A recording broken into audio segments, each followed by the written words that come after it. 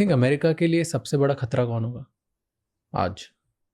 अभी तो चाइना है उसके लिए, वही उसको रोक सकता है। सबसे बड़ा दुश्मन भी चाइना? हाँ, दुश्मन भी चाइना। वो धीरे धीरे अपनी इकोनॉमी, अपनी नेवी, एयरफोर्स, सारी चीजों को, टेक्नोलॉजी में देखिए उसकी रोबोटिक्स कहाँ चली गई। हम लोग वहां से कुत्ता लेके आए थे लाया भी तो कुत्ता लाया था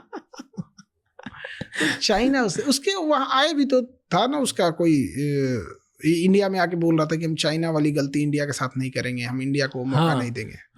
डू यू थिंक ये अमेरिका ने बोला था कि हम इंडिया के साथ वो गलती नहीं करेंगे जो हमने चाइना के साथ करी? इसका क्या मतलब होता है? उसने चाइना को बढ़ने दिया। जैसे जब हम लोग ने ना अपनी मार्केट कब खोले, 1991 में एलपीजी लाए जब विदेशी कंपनी, उससे 10 साल पहले चाइना खोल दिया था। तो ये ना टेक्नोलॉजी ट्रांसफर और अपनी कंपनी उसको वहां ले जाना। अमेरिका के साथ एक प्रॉब्लम क्या है ना कि वो वहां पे मैन्युफैक्चरिंग नहीं कर सकता है। पॉपुलेशन कम होने की वजह से ज्यादातर लोग अमीर हैं, तो अमीर लोग लेबर का काम नहीं कर सकते, अमीर लोग एम्प्लॉय का काम नहीं कर सकते। अब वो लोग बड़े लेवल का काम करेंगे, तो उसकी मजबूरी ये है ना कि वो दूसरे जगह बनवाए ये सब चीजों को। तो चाइना में बनवाया, और चाइना में बनवाया, वो चाइना सब सीख गया, और चाइना सब सीख गया, टेक्नोलॉजी सारी चीज सीख लिया यहाँ पर इस वजह। और चाइना आज इतना आगे निकल गया, तो वो कह रहा है कि हम इंडिया के साथ ये गलती नहीं करेंगे।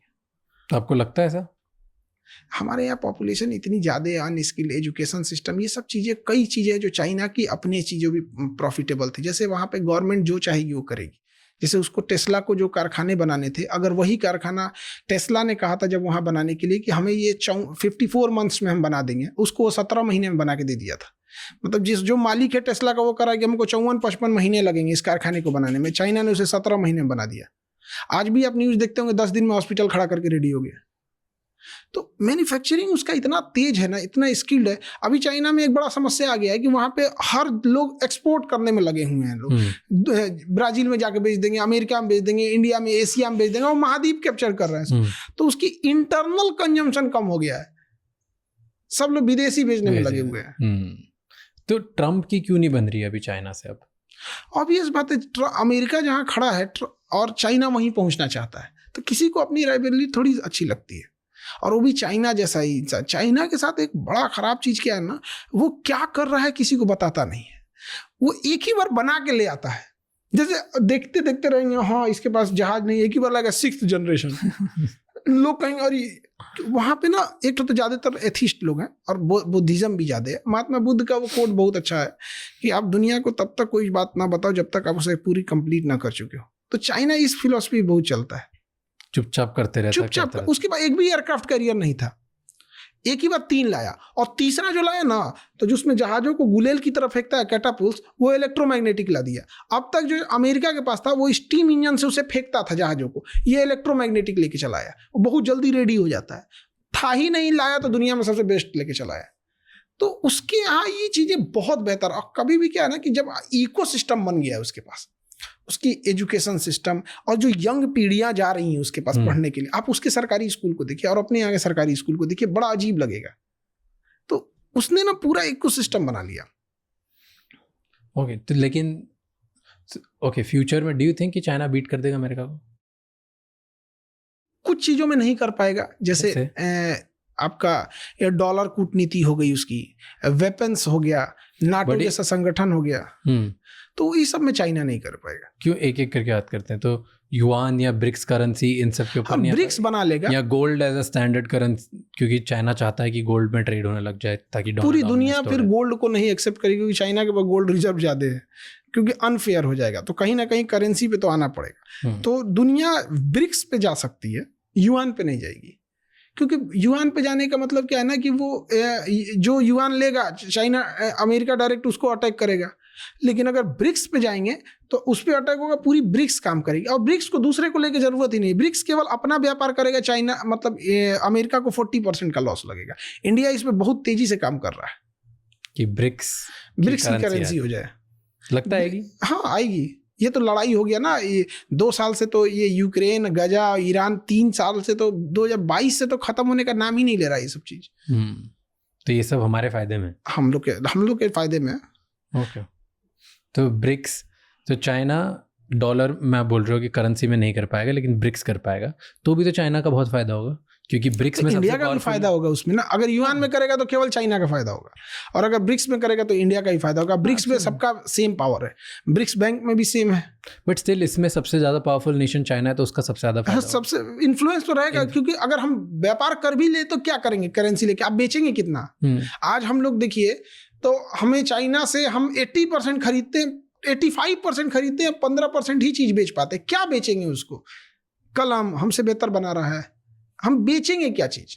जो बेच भी रहे हैं ना वो नेचुरल चीजें बेच रहे हैं, जैसे खाद बेच रहे हैं, चावल बेच रहे हैं, या फिर आपका आयरन ओर बेच रहे हैं, नेचुरल चीजें बेच रहे हैं। बना के चीजों को हम क्या ही बेच पा रहे हैं उसको।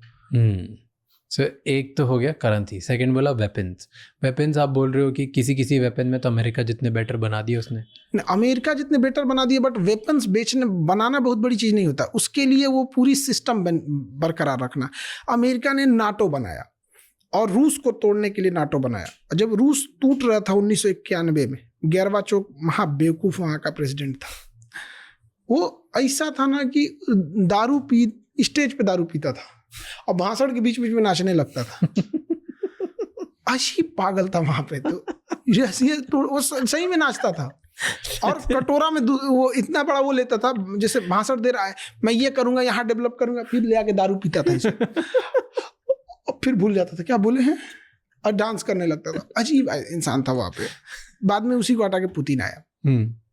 तो उस समय नेटो में 16 देश थे, और नाटो को बनाया गया था 16 देशों का। उसका आर्टिकल 15 कहता है कि हम सब, अगर हमारे पे किसी एक पर अटैक हुआ तो हम सब मिलके मारेंगे। यूक्रेन इसी नाटो का एक सदस्य बनना चाहता था, इसलिए रसिया ने कहा कि तुम मेंबर बनने से पहले तुमको मार डालेंगे। तो उस समय वादा किया था अमेरिका ने कि नेटो को अब हम खत्म कर देंगे। उस समय नेटो में 16 देश थे, आज नेटो में 32 देश है। ये जो बोलेगा वो कुछ नहीं करेगा। तो क्यों ऐसा है? बदतमीज है वो सब, उनको कोई मतलब नहीं, बस वो पैसे रहने चाहिए वहाँ पे। वो बस अभी का फायदा देखता है, उसूल वगैरह कुछ नहीं। जो उसूल बोलता है उन्हीं को मार देते हैं। तो कोई डर के मारे बोलता ही नहीं। तो ये जो 32 देश हैं, ये लोग सब मिलके यूक्रेन को बचा क्यों नहीं पा रहे? यूक्रेन उन 32 का मेंबर नहीं है ना। अभी भी हथियार यूक्रेन को कौन दे रहा है? यही 32 दे रहे हैं सब। रिलीफ फंड भी यही दे रहे हैं सब। यूक्रेन को पूरा पैसा यही दे रहे हैं सब। और अमेरिका की चाल समझिए, उनका कहना है कि नाटो में वही सदस्य बनेगा जो वेपन्स कंपेटेबिलिटी के लिए फिट बैठे। यूक्रेन क्यों इतना लेट बन पाया? क्योंकि उसका रूल है कि आपका 80% जो हथियार है वो नेटो के हथियारों से मैच होना चाहिए। और नेटो को हथियार कौन देता है? अमेरिका। यानी अमेरिका की लड़ाई में कौन आएगा? नेटो को हथियार कौन दिया? अमेरिका। अभी अमेरिका कह रहा है कि नेटो में बनना है तो 5% जीडीपी का दो।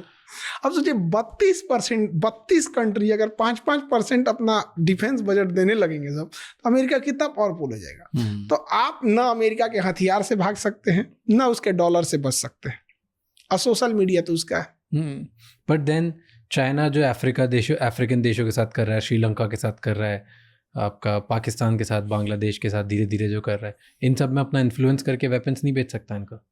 बेचेगा तो कुछ बेचेगा, ज़्यादा नहीं कर पाएंगे ना। जैसे सपोज कीजिए कि वो बांग्लादेश को हथियार बहुत बेचेगा, तो वो अमेरिका आएगा तो म्यांमार को दे देगा, और म्यांमार को उनसे ज़्यादा हथियार दे देगा। बांग्लादेश समझ जाएगा हम क्यों अमेरिका के खिलाफ नहीं जाते हैं ज़्यादा। हमें पता है कि अभी हथियार किसको देगा? पाकिस्तान को देगा। ऑपरेशन सिंदूर में इतना बदतमीज अमेरिका, पूरा पाकिस्तान का खुलेआम मदद कर रहा था। तो उन लोग के लिए कोई एथिक्स नहीं होता है।